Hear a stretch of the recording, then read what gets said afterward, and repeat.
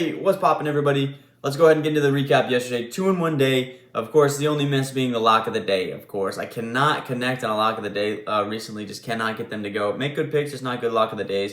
Kristaps Porzingis did not get to 31.5 points and rebounds. Shot 4 for 19 from the field. That can obviously crush the slate, especially if you take points and rebounds.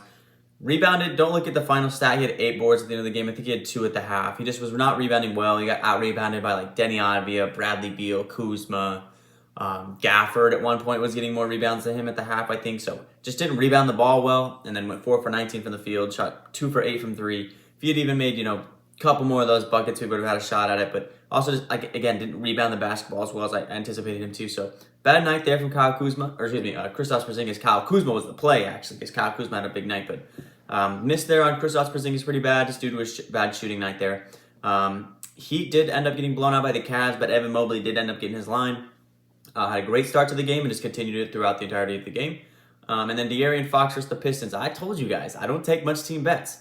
Pistons kept it within 10. It was they lost by 8, and they ended up covering that spread. I told you guys, the Pistons are feisty, and when they're a massive underdog like that, they actually end up keeping it close and they cover those spreads. So I ended up taking that Detroit Pistons spread yesterday, and it hit. I don't take much team bets, but I ended up taking that yesterday, and I like that one a lot. So De'Aaron Fox ended up finishing 33. I think he had 21 at the half, if I'm not mistaken. Absolutely crushed the Pistons to De'Aaron Fox. So no sweat there for De'Aaron Fox.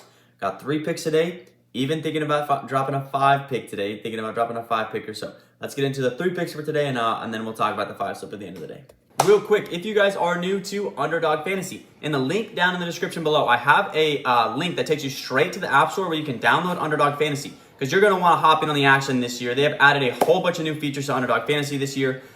Starting with the brand new insurance feature, okay? This insurance feature is a new thing that has been super requested for the fans and the customers of Underdog Fantasy. Essentially, all you do is you click insurance right here. And if you can see right there, all you have to do is hit 4 of these picks to win, but the value does drop down. So if you turn off the insurance, you do a $10 bet, you obviously get $200.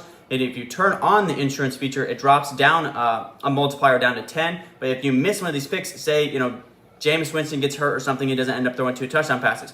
But everybody else hits, like Lamar, Jonathan Taylor, Derrick Henry, and Justin Jefferson. All these guys hit. You still hit the slip. You just get it for $100. Just goes down a multiplier, which is a huge feature a lot of people have been asking for, so they received it.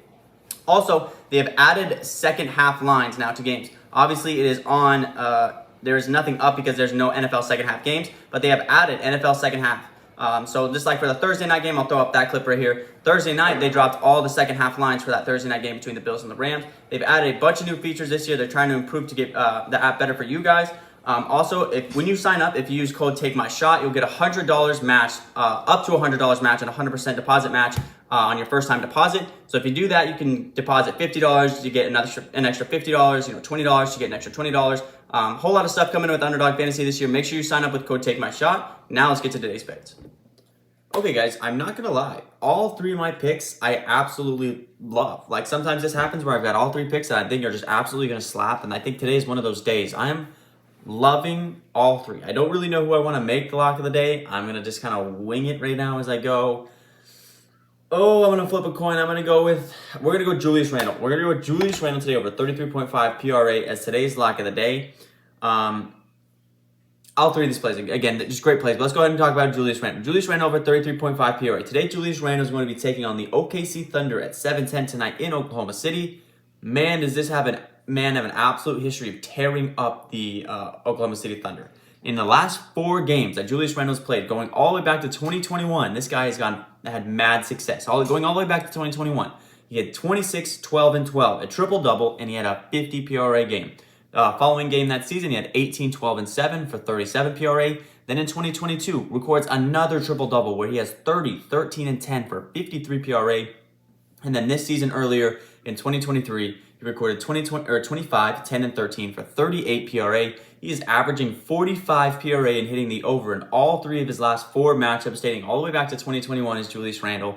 He is absolutely crushing this Thunder team through history, and I'm loving that. I'm loving the fact that he's had an amazing history versus the Thunder team. As far as the regular season, this year, how he's fared the entirety of the season, he's hit the over in this line 7 out of 17 times. It is a pretty big total for him to have to hit every single game. So for him to hit it just under half the time, for me, that's good enough for me for his season average for Julius Randle. As far as how the Thunder do rank defensively versus power forwards, they're not horrible. They're not like the worst by any means, but they're sitting in that category where they're getting pretty close to the worst. They give up the second most rebounds to power forwards, and they give up the 11th most points to power forwards. And I think they're just right in the middle of the pack as far as assists to power forwards. When I honestly came into the day, I was looking to get just Randall's boards. I think his boards is just 8.5. He crushed his rebounds every single time. He had 12, 12, 13, and 10. So if you guys wanted to play just an individual line, you could just play the rebounds line. I think that line's going to absolutely slap. He's crushed that line, every single time he's played them. I decided to go with the PRA just because of the amount of success all around he's had. He's averaging almost like 8 rebounds a game, 8 assists a game versus this Thunder team in the last 4 matchups. So I just went ahead and took the whole shebang, and he obviously has the ability sometimes to have really good offensive performances scoring the ball. So we're going to go ahead and take Julius Randle today over 33.5 PRA as today's lock of the day today versus the Thunder. All right, next up we're going to take Andrew Wiggins for the Golden State Warriors today versus the New Orleans Pelicans over 17.5 points. Wiggins has hit this line 10 out of 16 games this season. He does average 18 on the year, so 18 is his line, and 18 is what he averages on the year. And guess who he's taking on today? The New Orleans Pelicans, who give up the most points in the NBA to small forwards. Now, it's crazy. They haven't played the Pelicans this season, but the second and third worst ranked defenses versus small forwards this year is the New York Knicks and the Sacramento Kings. And the Knicks versus the Knicks, he's actually played both those squads multiple times. He's played the Knicks once this season where he had 20 points versus the Knicks, so he would have hit his line versus the Knicks. And he played the Kings 3 times, who were the third worst defense. Hang on, I'm going to make sure I'm saying this right. They are the third worst defense versus small forwards this season as far as points go.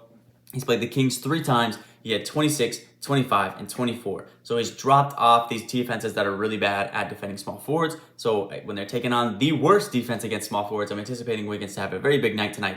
Also, Warriors are probably not going to have Klay Thompson tonight, which just adds another aspect of scoring for Andrew Wiggins. Obviously, that subs in Jordan Poole, who can be streaky at times, but that means that Wiggins will get a little bit more opportunity to score the basketball without Klay Thompson on the floor.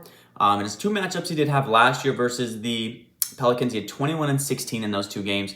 And the one where he missed, they blew out the Pelicans by 41. So he had 16 in only 23 minutes. So he didn't play that much time, and he was technically a bucket short. So I'm anticipating them not to blow out the Pelicans by 41 this time around. So give me Andrew Wiggins at over 17.5 points, our second play of the day. Game also 6 at a 233 total and a 6.5 point spread. So right in the spread range where I like to keep it at about 6 to 8 range.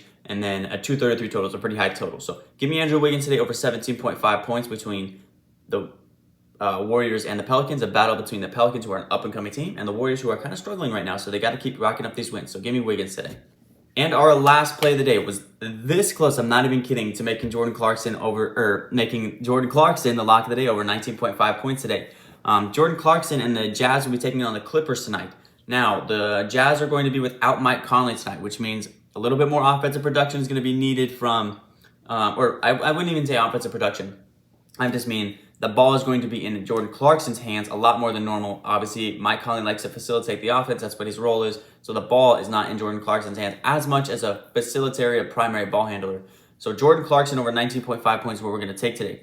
In 2022, without Mike Conley, in 9 games, Jordan Clarkson averaged 20 points per game, and he hit the over in 5 out of 9 games. And a couple of those games, he had right around 18, 19 points. So he was floating around that 20-point range in 2022 without Mike Conley. Now, in 2022, obviously that was with Donovan Mitchell in the lineup. So losing Mike Conley doesn't really take away too much from Jordan Clarkson, because Donovan Mitchell still got to get buckets. So in 2021, he is averaging 21 points per game, took 17 shots, only trailed behind Larry Markkinen in points and scoring. Larry Markkinen in that game did have 23, but they have played 1 game this year without Mike Conley, and he did had to take a little bit more shots than normal and did score 21 points in that game. So I'm loving Jordan Clarkson to be the primary ball handler tonight for the Utah Jazz tonight. Obviously, Colin Sexton will fill the void for Mike Conley, so Colin Sexton will come in and score a little bit more as well. But I'm liking, in the Portland game, when I was watching the Portland game versus the Jazz the other night, the battle between the 1 and the 2 seed in the West, believe it or not, the Jazz and the Trailblazers. Late in that game when they needed buckets, they went to Clarkson. Clarkson went on an 8-0 run by himself at the end of that game, finished with 28 in that Portland game. I think Lauri Markkanen obviously is kind of rose into stardom as with this new role with the Jazz, but I think Jordan Clarkson is a little bit more trusted to be the primary guy if they need buckets. If they need buckets late, if they need a guy to go out there and get a bucket, they're going to rely on Jordan Clarkson. So give me Jordan Clarkson to hit 20 tonight versus the LA Clippers. Defensively, the Clippers don't rank high or low. They're literally like right in the middle of the pack. So nothing we can really say okay, he's going to have a big performance or he's not going to have a big performance. Because Clippers ranked right there in the middle towards defensive points versus point guard. So we're going to go ahead and take Jordan Clarkson today to hit 20 points. All right, boys, which means it's time for our perfect three slip. The lock of the day is Julius Randle over 33.5 PRA. Then give me Andrew Wiggins over 17.5 points. And then give me Jordan Clarkson over 19.5 points. Now, I am thinking about doing a perfect five slip. Guys that I'm looking right now to add to make a five slip is the Halliwagon. Obviously, we got to rock with Halliburton. He had a great game last time out versus the Magic. Takes on the Magic again tonight. Thinking about adding the Halliwagon. Thinking about adding Jason Tatum over on his rebounds and assists versus the Bulls. Think about adding Vucevic's rebounds versus the Celtics. Taking the under on Brandon Ingram's rebounds of 5.5. A couple of lines that I'm really liking that I'm kind of really thinking about. So by the end of the day, we'll definitely have a five slip put out. Expect Halliwagon to definitely be on there. So just kind of looking for one more pick to make a perfect five slip. Also for the five slip, I'm probably thinking about doing Randle over in just his rebounds instead of taking the PRA on that five slip. But I'm definitely going to make a five slip today. There's a lot of lines that I'm liking today. So watch for a three slip. Or five slip. I'll throw my Twitter up right here. A lot of people ask me in the comments, what's my Twitter? And then I throw it up in the video. It's right here. And then people still ask me in the comments, what's my Twitter? And it's right here. So here's the Twitter. And then I'll also throw it up on Instagram. So here's my Instagram as well. Again, if you ask me in the comments, I put it right here. So don't ask me. You can ask me in the comments. I'll answer you. But I'm putting it right here at the end of the video. So here's my Instagram as well. And I guess that will wrap up today's video, guys. I will catch you tomorrow. Peace.